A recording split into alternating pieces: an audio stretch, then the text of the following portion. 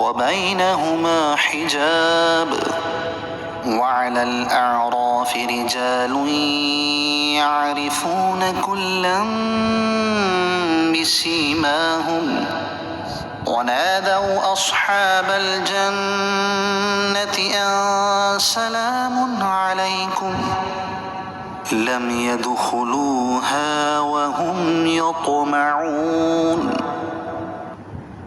اور جنت و دوزخ کے درمیان میں ایک پردہ ہے، اور اعراف پر کچھ مرد ہوں گے جو سب کو ان کی پیشانیوں سے پہچانیں گے، اور وہ جنتیوں کو پکاریں گے کہ تم پر سلام ہو۔ یہ اعراف والے خود جنت میں داخل نہ ہوئے ہوں گے اور اس کی طمع رکھتے ہوں گے۔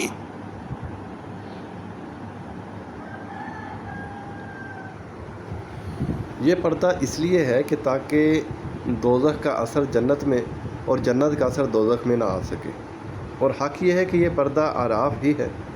چونکہ یہ پردہ بہت اونچا ہوگا اس لیے اسے اعراف کہا جاتا ہے، کیونکہ اعراف کا معنی ہے بلند جگہ۔ اس کا تذکرہ سورہ حدید میں بھی ہے، چنانچہ وہاں فرمایا، ترجمہ کنز العرفان، جس دن منافق مرد اور منافق عورتیں مسلمانوں سے کہیں گے کہ ہم پر بھی ایک نظر کر دو تاکہ ہم تمہارے نور سے کچھ روشنی حاصل کر لیں۔ کہا جائے گا تم اپنے پیچھے لوٹ جاؤ تو وہاں نور ڈھونڈو۔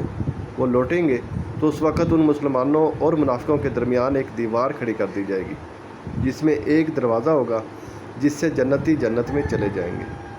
اس دروازے کے اندر کی طرف رحمت اور اس کے باہر کی طرف عذاب ہوگا۔ وعلی الاعراف رجال، اور اعراف پر کچھ مرد ہوں گے۔ یہ مرد کس طبقے کے ہوں گے اس بارے میں اقوال مختلف ہیں۔ حضرت عبداللہ بن مسعود رضی اللہ تعالیٰ عنہ فرماتے ہیں، یہ وہ لوگ ہوں گے جن کی نیکیاں اور بدیاں برابر ہوں گی۔ وہ اعراف پر ٹھہرے رہیں گے۔ جب اہل جنت کی طرف دیکھیں گے تو انہیں سلام کریں گے، اور دوزخیوں کی طرف دیکھیں گے تو کہیں گے یا رب ہمیں ظالم قوم کے ساتھ نہ کر۔ پھر آخر کار جنت میں داخل کیے جائیں گے۔ ایک قول یہ ہے کہ جو لوگ جہاد میں شہید ہوئے مگر ان کے والدین ان سے ناراض تھے وہ اعراف میں ٹھہرائے جائیں گے۔ ایک قول یہ ہے کہ جو لوگ ایسے ہیں کہ ان کے والدین میں سے ایک ان سے راضی ہو ایک ناراض، وہ اعراف میں رکھے جائیں گے۔ ان اقوال سے معلوم ہوتا ہے کہ اہل اعراف کا مرتبہ اہل جنت سے کم ہے۔ امام مجاہد رحمۃ اللہ تعالیٰ علیہ کا قول یہ ہے کہ اعراف میں صلحاء، فقراء، علماء ہوں گے، اور ان کا وہاں قیام اس لیے ہوگا کہ دوسرے ان کے فضل و شرف کو دیکھیں۔ اور ایک اور یہ ہے کہ اعراف میں انبیاء علیہ الصلاۃ والسلام ہوں گے، اور وہ اس مکان عالی میں تمام اہل قیامت پر ممتاز کیے جائیں گے، اور ان کی فضیلت اور رتبہ عالیہ کا اظہار کیا جائے گا تاکہ جنتی اور دوزخی ان کو دیکھیں، اور وہ ان سب کے احوال، ثواب و عذاب کی مقدار اور احوال کا معائنہ کریں۔ ان قولوں پر اصحاب اعراف جنتیوں میں سے افضل لوگ ہوں گے کیونکہ وہ باقیوں سے مرتبہ میں اعلیٰ ہیں۔ ان تمام اقوال میں کچھ تناقض نہیں ہے، اس لیے کہ یہ ہو سکتا ہے کہ ہر طبقہ کے لوگ اعراف میں ٹھہرائے جائیں اور ہر ایک کے ٹھہرانے کی حکمت جداگانہ ہو۔ یعرفون کلا بسیماہم، دونوں فریق کو ان کی پیشانیوں سے پہچانیں گے۔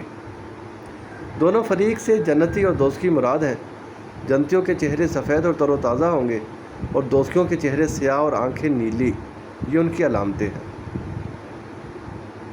حضرت عبداللہ بن عباس رضی اللہ تعالیٰ عنہما فرماتے ہیں، اعراف والے جب جنتیوں کو دیکھیں گے تو ان کے چہروں کی سفیدی سے انہیں پہچان لیں گے، اور جب جہنمیوں کی طرف نظر کریں گے تو انہیں ان کے چہرے کی سیاہی سے پہچان لیں گے۔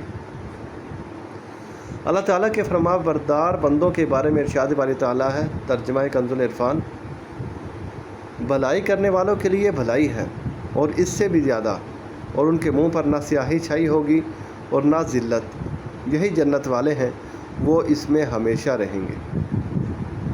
اور کافر و گنہگار بندوں کے بارے میں ارشاد فرمایا، ترجمہ کنز العرفان، اور جنہوں نے برائیوں کی کمائی کی تو برائی کا بدلہ اسی کے برابر ہے، اور ان پر ذلت چھائی ہوگی، انہیں اللہ سے بچانے والا کوئی نہ ہوگا، گویا ان کے چہروں کو اندھیری رات کے ٹکڑوں سے ڈھانپ دیا گیا۔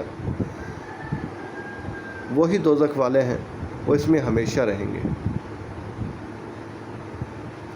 اس آیت میں فرمایا گیا آراف والے جنتیوں کو پکاریں گے۔ جنت و جہنم میں لاکھوں میل کا فاصلہ ہے، لیکن اس کے باوجود وہ ایک دوسرے کی آواز سن لیں گے۔ اس سے معلوم ہوا کہ دور سے سن لینا کوئی ایسی بات نہیں جو مخلوق کے لیے ماننے سے شرک لازم ہے، کیونکہ شرک کی حقیقت دنیا و آخرت کے اعتبار سے مختلف نہیں ہوتی۔ یعنی یہ نہیں ہو سکتا کہ دنیا میں ایک چیز شرک ہو لیکن قیامت میں وہ شرک نہ رہے۔